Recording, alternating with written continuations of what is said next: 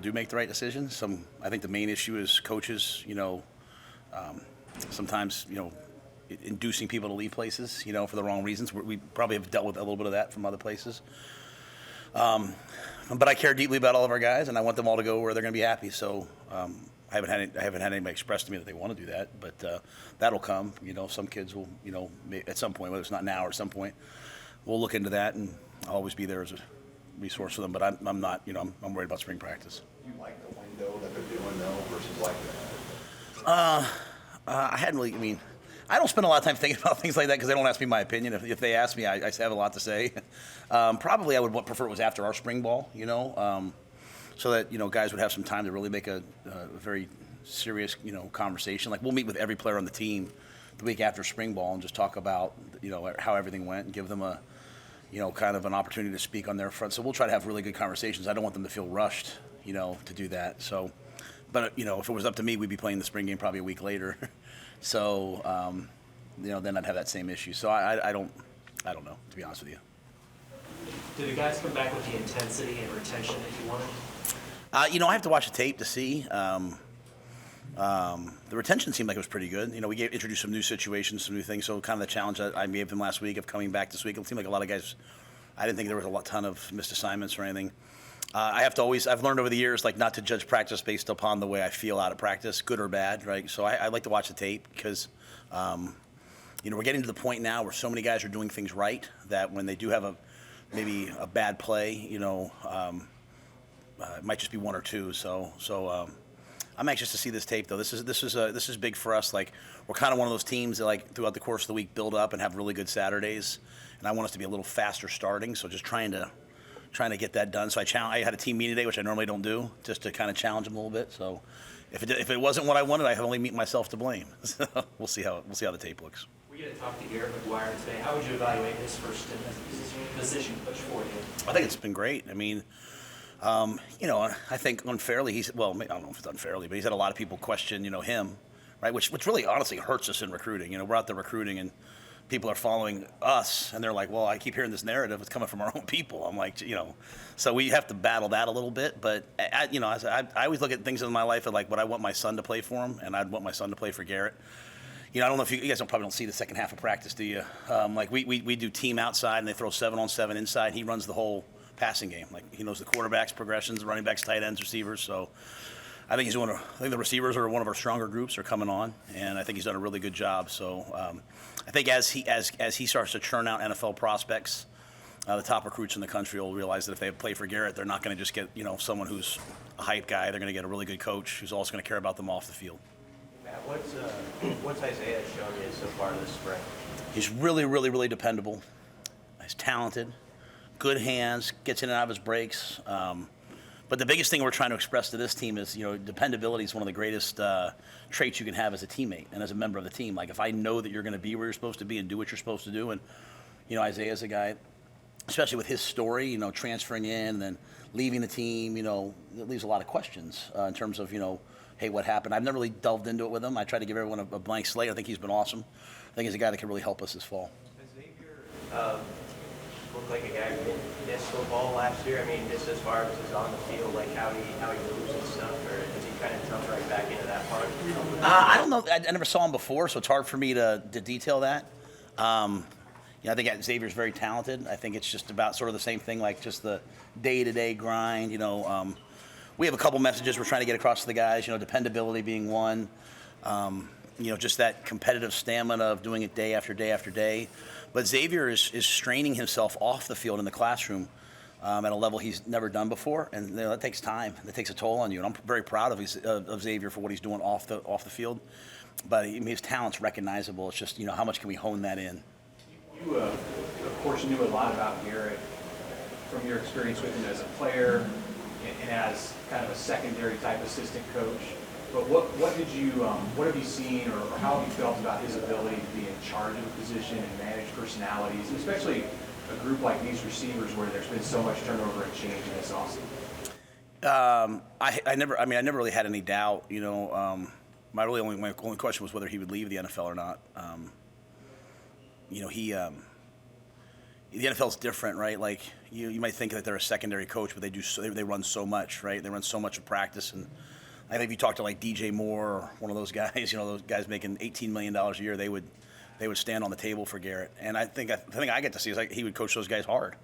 Just because a guy makes a ton of money, a lot of guys are afraid to coach him, like not Garrett. And so, he was blessed in his career, other than take away all the things he learned from his father, which is awesome, right? But he was with us with Coach Nixon as our offensive coordinator, learned that offense, sort of the Chip Kelly system derivative.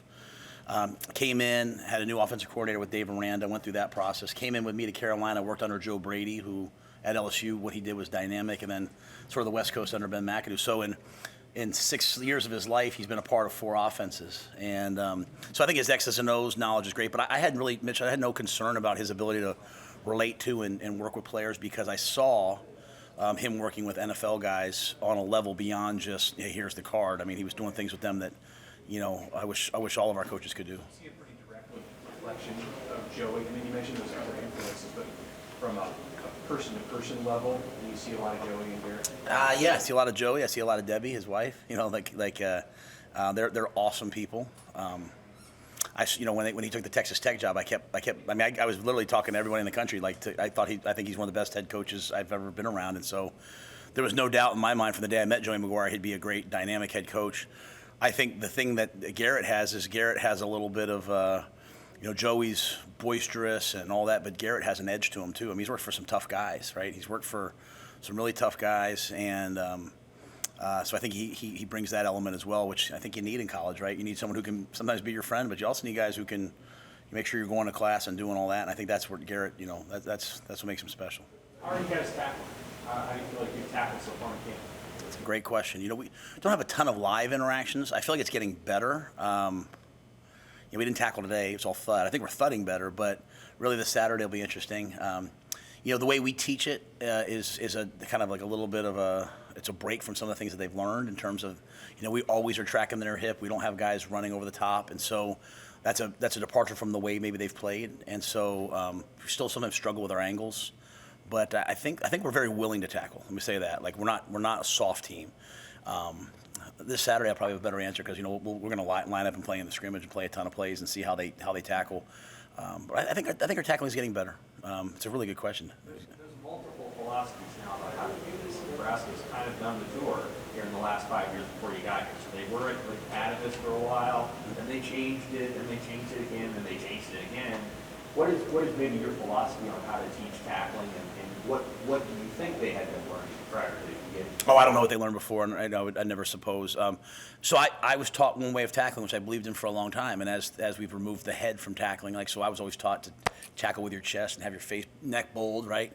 And so we were taught to tackle like this, right? And so as the neck's been removed, which it should be, right? We're trying to remove the head from the head injuries and all that. While those numbers maybe have gone down, the amount of labrum, everyone has a labrum tear now, right? They don't wear the pads. Remember the pads I used to wear and you used to wear? Now they're like this, and now we hit with our shoulders all the time. So we've utilized Atavis over the years. But I think any outside tool to me is always a piece, right? Like we have our own philosophy of what we do.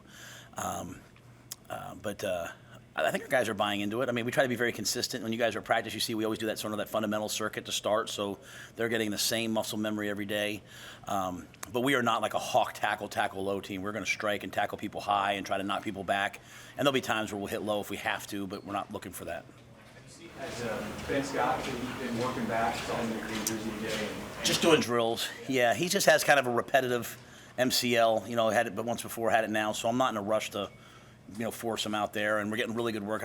You've heard me say, I think before, Justin Evans-Jenkins is doing a really good job for us. How about AJ? Yeah, I would anticipate AJ practiced some today, non-contact. I expect he would practice on Thursday full. I'm hoping he does. We've seen a lot of your 2023 signees here at practice. Why is it important to get those guys back here, not just prospective guys? I think the minute they sign with us, they have to get they have to get to the unrecruiting, not de-recruited, but they've got to get to the point of now. Okay, now I'm here, right? I see Garrett Nelson working out, and I'm always like, hey, make sure you're in shape now. That rookie minicamp comes around, so I think once you go through that process of being recruited, picking your school, now it's about, hey, I want to get there and play. And so coming in and seeing the way that we practice, seeing the things that we do, I think it's good for recruits, it's good for parents, it's good for our players. When they show up eyes wide open. They're not intimidated maybe by hey, what's going to happen tomorrow. They kind of have a feel in their mind of what practice will look like. Matt, how do you feel like your quarterbacks have improved since the start of spring camp? Well, they've gotten a lot better. They've done a really nice job. That scrimmage, that Saturday live scrimmage, really helped them, I think. And since then, we mixed the live day in last week where they were live down the red zone. But I think that's really helping our quarterbacks. And just the repetition of again, when you're trying to get 4 quarterbacks ready, that's tough.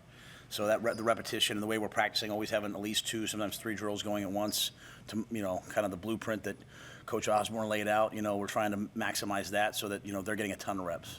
Would you be able to think about a format for the spring game yet? Have you delved into that? Yeah, it's just going to come down to numbers. I mean, if we're planning on playing a game, I'd like to play a game, and have it be competitive. That's kind of I've done a couple years where I had to do like offense versus defense, but even that I've tried to make competitive. But my goal is for it to be a competition and just to play it out. Do you foresee the quarterbacks being live there at all in the spring game? I would hope so. I mean, that's my plan. I mean, if they're live on Thursdays, they should certainly want to be live, I think, in the spring game. But we'll have to wait and see. You never know. Guy gets a hip or something. Maybe I don't want him to be live. I don't want to box myself into a corner because I always want to do what's right for the team. That was popular, but I would like to see them play live. I think quarterbacks play way better when they're live, to be quite honest. Other than Isaiah, which receivers are emerging for you? Which ones do you think are doing a good job? I think they're all doing a really good job. I think 2 guys that we don't talk about enough are Alex Bullock and Ty Hahn. Bullock is, he was out for a little bit with a knee, but really, really, really explosive player. Makes a ton of plays. Ty's done a really, really nice job as well. Billy is an established player. He's had a really good camp. I've started the process now, cutting back his reps. So he's still out there working every day, but I've cut back his reps a little bit, just trying to get some other guys. Fleeks was out for a while. Josh is back. Really trying to get Josh up and running right now so that he's taken off. Obviously Marcus played a lot of football. Xavier's, trying to get him going again. But I think the group's a good group, and we got guys that. We got guys that can fill in and play a lot of different positions. We need a Z, we need an X, we need a slot. Roman Mangini can just run right in there, man. He's going to get reps. So that I don't ever want to undermine that. People talk about receivers sometimes. It's from the recruiting process on. It's like I'm an X receiver, and then they get to the NFL, and it's like I better be able to know all 3 positions and play special teams. So we're trying to build that culture so that they have a chance to make it. How many talented receivers over the years have you guys seen leave and go off to the NFL and just never quite have a great career because they don't understand that receiver in the NFL is about 2 guys, and then after that it's you're a special teams player or you're really smart. So we're trying to build that into our guys right now, and so having guys like that buy into that are good. So I like the group. I just we'll be counting on some of those guys we're bringing in, the young kids. They're going to have to help us with a flash here or there. But I do like the group. All good. All right, guys.